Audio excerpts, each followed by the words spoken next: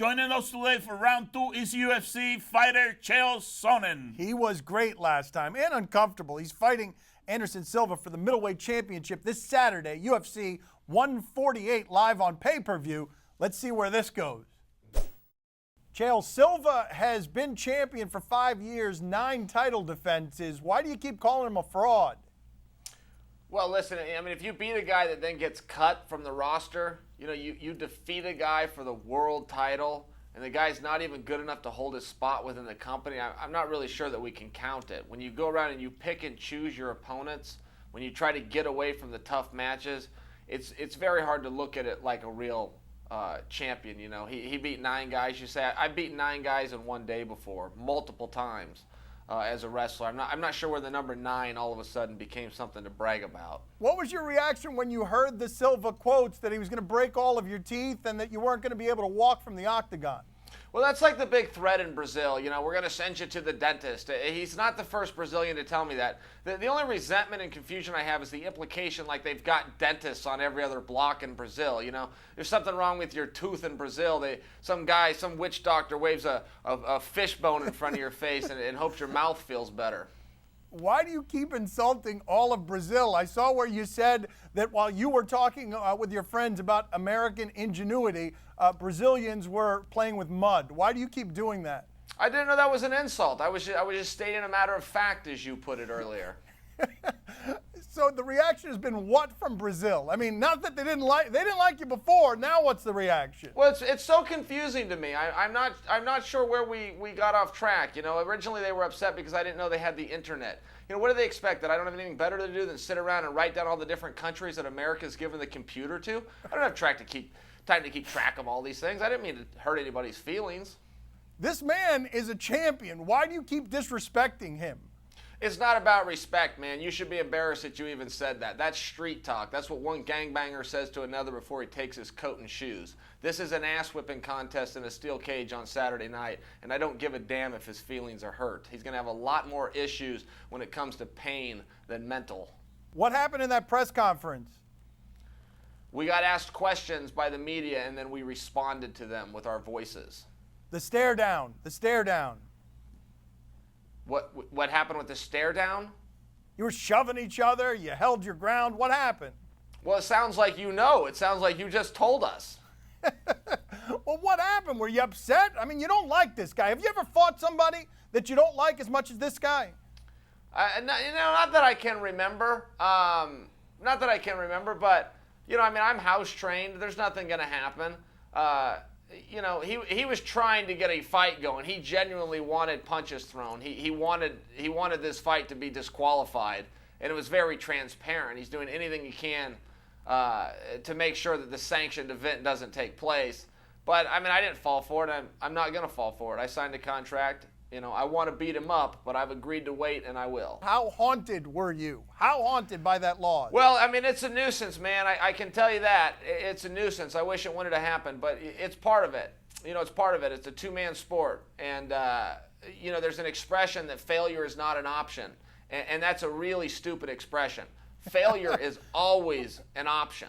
What do you say to the critic who says, well, Sonnen's just a big mouth who was in that fight the first time with Silva because his testosterone levels were 4 times higher than they should have been?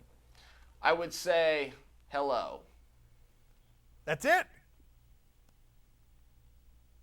That's all you're giving me?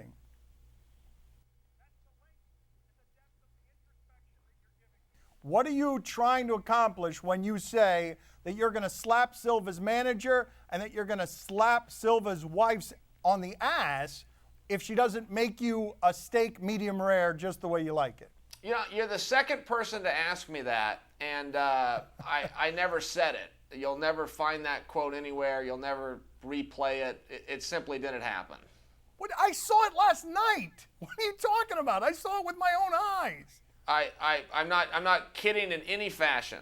That absolutely didn't happen. You absolutely didn't see it, and if you did, then simply bring it up right now. Prove to the world. Well, you can laugh all you want. That's always your go-to when I trump you, before you go and edit it, when I make you look stupid like an amateur, which is what you just were. You just gave a quote that didn't happen. Now you're sticking by your guns, claiming it happened. I'm challenging you to play it, and your response is to simply laugh. I don't have a video in front of me. Well, it was a long time ago. I mean, after all, it was last night. It was last night I saw I mean, that was a long time. Who could expect you to recall something that happened as far ago as last night? I recall you saying it. Clearly, you said it. Why would I make that up exactly? Why? I just think you're probably incompetent. I didn't say it. I absolutely didn't. And when you pull the footage, you'll see that I didn't, and then you'll go, well, but it was close. Right. Well, that's not how it works. You're an alleged reporter. You just absolutely lied about a quote. You are still continuing to lie. You'll never bring that footage forward, and you'll never show your viewer, and you'll edit this clip out because I just made you look like the charlatan that you are. No, we're going to I never said that, and you won't find it. You'll find something close, but close doesn't count. I mean, it's totally different. And you will not find the quote that you said you found. And you won't even try, and you'll edit this out because you're a charlatan. Correct it for me. What did you say? I will not. I'm not going to do your job for you, Dan. You're going to have to come to the table a little bit more prepared. All right. I don't want to do your job for you on Saturday because you're going to get your ass kicked. My father has a question for you. Come here. Papi, you got a question for Chael. Go ahead. Chael, tell me about your dad. Poppy, he was a good man, man. He was a lot like you. I used to work side by side with him. I mean, we were together every single day, man. He was a lot like you are. You promised him, right? Late in his life, you promised him. Back to Poppy. The nepotism is over. Let's go to Poppy here. Poppy. Late in life, he promised his father that he'd win the championship. Go ahead, Did Poppy. you promise your dad that you were going to win a championship for him?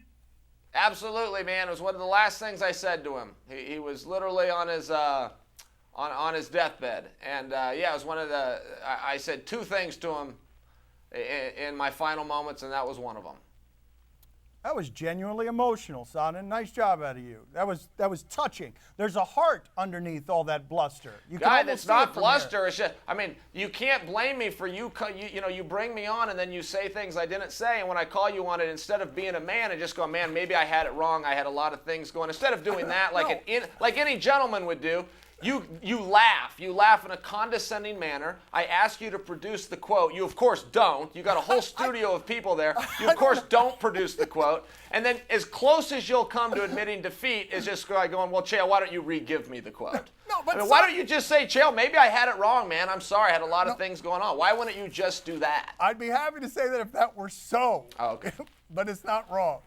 Wonderful, wonderful. You're going to edit it out anyway. You're either going to edit it or you're not going to produce the quote because you can't. No, we will, and I'll try, but we can't produce it right now. Let me tell you what you'll do because you're such a charlatan. I'll predict the future for you, okay, Dan? What you're going to do is you're going to bring up a quote from where somebody else goes, well, this is what I heard.